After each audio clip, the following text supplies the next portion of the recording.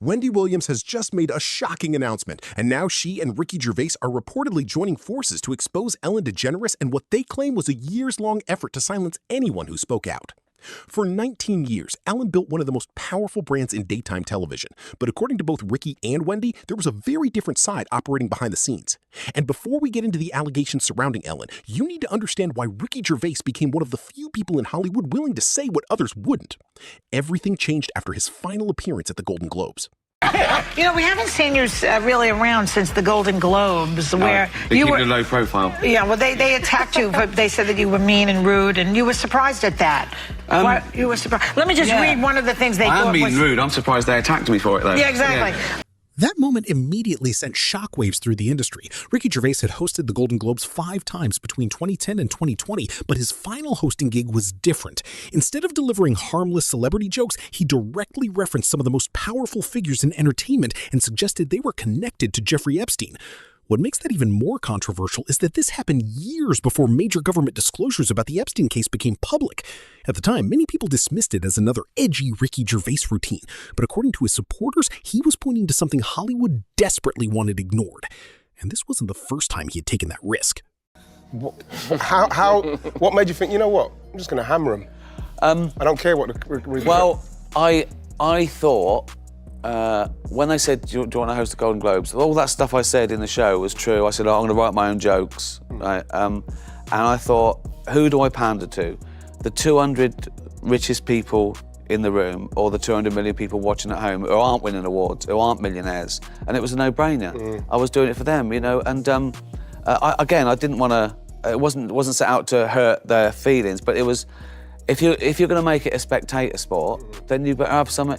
Better be something in it for the people at home. By that point, it was becoming clear that Ricky wasn't simply trying to get laughs. He was targeting institutions, sponsors, and powerful organizations that most entertainers would never dare mention. Whether people agreed with him or not, he was openly challenging the same entertainment system that had helped elevate his career. And the remarkable part is that he seemed fully aware of the consequences. The pedo hunter shows, on the other hand, there's usually a company in the crew just in case. I mean, particularly if it's a BBC production. Oh, shut up. Watch the audience reactions closely, and you'll notice something important. When Ricky made ordinary celebrity jokes, people laughed. But when he brought up Epstein and powerful industry connections, many of the smiles disappeared. That silence told its own story. Ricky had built a reputation for pushing boundaries, but this felt different. It wasn't just offensive comedy anymore. It was a direct challenge to people sitting in the room. The riskiest comedy of your career has been delivered live to millions of people around the world and a room full of some of the world's most famous film stars and directors and producers.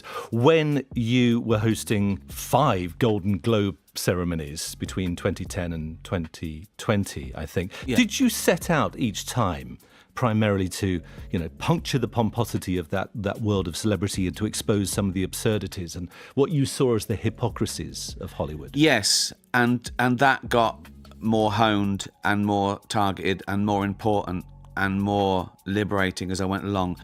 Do I bite the hand that feeds me? Well, the answer is yes. Because who am I doing it for? Am I doing it for the 200 egos in the room, the most privileged people on the planet?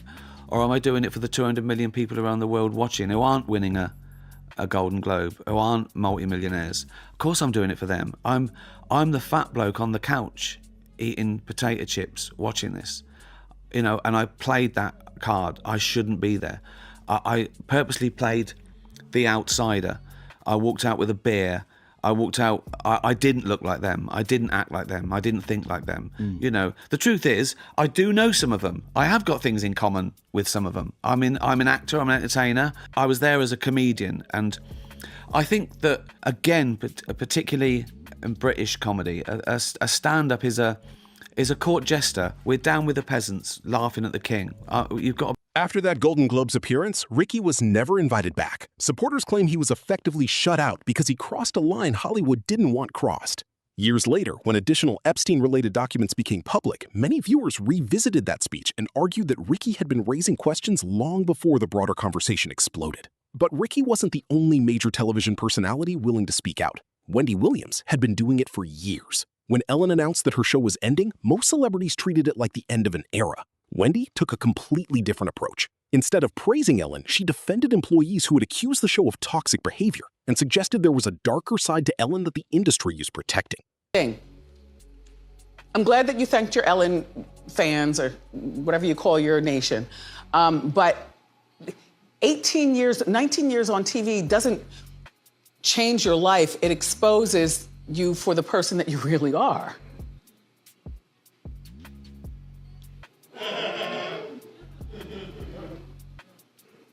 Suzanne, you've been around the block. Yes, I have been around the block.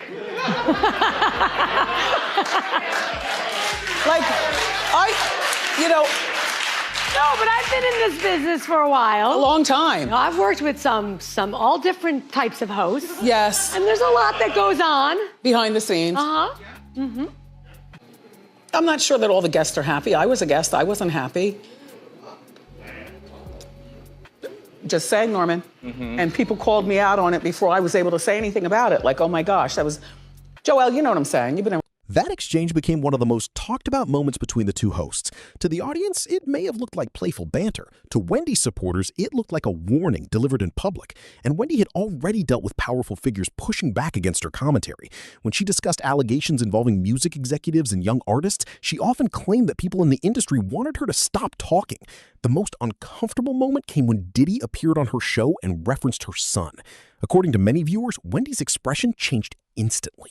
Wendy Williams, this is back in 1998, in the call that got her fired from Hot 97, Hot 28. I just want to know, do you really think that every player is gay, or every other player is? Are you a little gay obsessed, do you think? I'm not gay obsessed, and every other would be an exaggeration, but I would say 2 out of 10. Okay. In sports, and 5 out of 10 in music. Okay. Yes, and I don't think that's gay obsessed. I think that's after being in this business for over 20-something years and seeing things from the inside out and the outside in. So next thing she knows, she's fired. And then, again, that was 1998. And then she spoke to Howard Stern in 2006, and he brought it up. Watch this. Did you get fired for making fun of Puffy? Something like that. Well, listen, you figure it out. You do the music of what was playing back in 1998 on the majority of every radio station 25 times an hour. Okay, it's not a denial. And the last but not least, Diddy went on the Wendy Williams show in 2017. So now we're, many years after her firing, almost 20 years after her firing because of that comment. And he makes some comment about her son. Watch this. As the mother of a now 16-year-old. Mm-hmm. Who I met backstage, he did? He's a great young man. Oh, thank you. Yeah. You represent a lot. You can see how awkward she is as soon as she hears they met. And he's now got a visual on the son.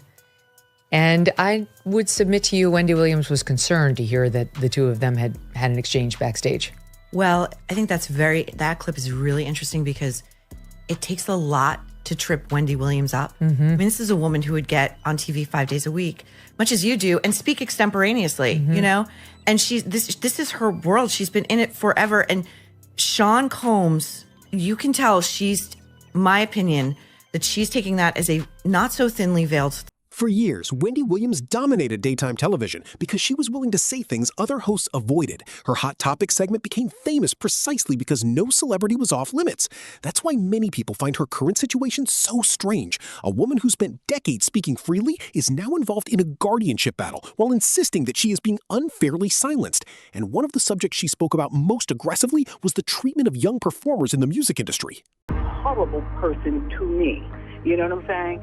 It's the way he moves with other people, what I'm saying? And what's going on with these other people at my apartment in Miami? What are you doing? Oh, you spent on what? And what is going on at Wells Fargo? The terms of Wendy's guardianship seem to be extreme. I've spoke to her several months ago, and she just sounds like the same Wendy. Yes, is she quirky? Sure. Is she eccentric? Sure. She always has been. And now a new revelation. Her team says a new medical evaluation ordered by Wendy's court-appointed legal team finding she does not have frontotemporal dementia. She does not have frontal lobar dementia. So that should be game, set, match. Wendy repeatedly questioned why parents would allow children to spend time around powerful figures who already had troubling reputations. Long before recent lawsuits and investigations, she was publicly asking questions that many others avoided. Now, as more allegations against major industry figures continue to surface, some viewers believe her warnings are being viewed differently. Then came the release of the Epstein files, and suddenly the conversation changed. You know, what's worse, hip hop wearing skirts or hip hop being closeted and having a plethora of kids to prove manhood that, and denial of something that you shouldn't have to deny, which is your sexuality. So I hear what Jamar is saying, but we come from a very homosexual era of hip hop as well. There was a radio personality once upon a time. Her name was Wendy Williams, and she was practically burned at the stake for talking about such, and now it's all come full circle.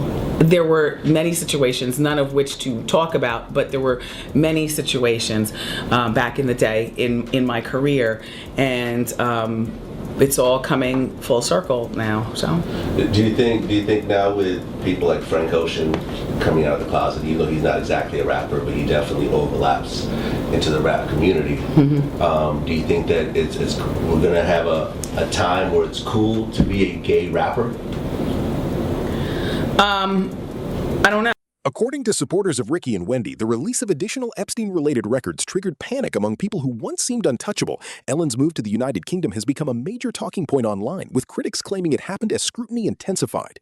At the same time, Diddy is facing an avalanche of legal claims from numerous alleged victims, leading many people to revisit Wendy's past commentary. And then another headline added fuel to the fire. Following fallout over the latest release of the Epstein files, Hollywood mogul Casey Wasserman is selling his sports marketing and talent agency after his suggestive emails with Epstein associate Ghislaine Maxwell were revealed. Here's ABC's investigative reporter, Olivia Rubin. The fallout from the Epstein documents wasn't limited to one or two celebrities. Business leaders, agents, and executives also found themselves facing renewed scrutiny as old communications became public. For people who believe Wendy was trying to expose corruption, these developments are being treated as confirmation that the entertainment world is undergoing a major reckoning. But some of the most disturbing stories involve individuals who were connected to the Epstein investigations themselves. How dare him? How dare him? I control me. Well, and you know your limits, Let me tell you something right now. I don't need Will for anything. Cases involving witnesses and accusers have become the subject of intense online discussion, with many people questioning the circumstances surrounding several deaths connected to the broader Epstein scandal. Whether those suspicions are justified or not, they have contributed to a growing belief among some viewers that speaking out against powerful networks can come with enormous risks. And that brings us back to Wendy Williams today. Makes me sick. Literally turns my stomach. That's Dorothy Granert's Feeling, whose daughter, Carolyn, was recluded by Epstein when she was only 14 years old. According to her mother, the unimaginable acts that she lived in Epstein's mansion haunted her for years. A wreck. Because she would disappear out of shame. Authorities declared her daughter Carolyn dead due to an overdose in May of last year. She left behind 5 children and her mother. The only person somewhat responsible was Jeffrey Epstein, who committed suicide in jail. I couldn't even sleep in my room because I've got all Carolyn's artifacts of memories we made. And I said to my son, I said, I can't sleep in my own room. All I see is Carolyn. Recent court-ordered evaluations reportedly concluded that Wendy does not have the form of dementia that was previously cited in connection with her guardianship. Her supporters argue that this changes everything. Wendy herself has claimed that she's being held against her will and restricted from living freely, while her family has publicly challenged the way her situation has been handled. As more journalists and commentators examine the case, the question many people are asking is simple. Was Wendy Williams truly being protected, or was one of television's loudest voices being controlled? That is the question at the center of this entire controversy. So our recent events have been unbelievable. Talk about it. We came back from dinner, and apparently police were called. But I was told that at some point police were called because the coterie here was saying allegedly that I took my aunt from this facility and whisked her away without any sort of confirmation or approval, which according to everything that we have learned in terms of this whole situation, wondering exactly how that correlates with the statements that the Guardian has made that Wendy is able to come and go as she pleases, right, and that there are no family visits that are blocked. Clearly, they are lying to me when they say I can go out and do what I want to do. This is my niece, Alex. She just flew in from Miami, okay? I just came from the hospital. So we are going out to celebrate. You know what I'm saying? Celebrate what? I don't know. I'm from the hospital. You know what I'm saying? And of life. Right. And this is what has been done to us. We're good. We're good. We're back in one piece. I'm glad to hear that. And as more records, lawsuits, and interviews continue to emerge, the debate over what really happened behind the scenes in Hollywood is likely far from over. What do you think about the claims surrounding Ellen DeGeneres and the stories involving Ricky Gervais and Wendy Williams? Let us know your thoughts in the comments below.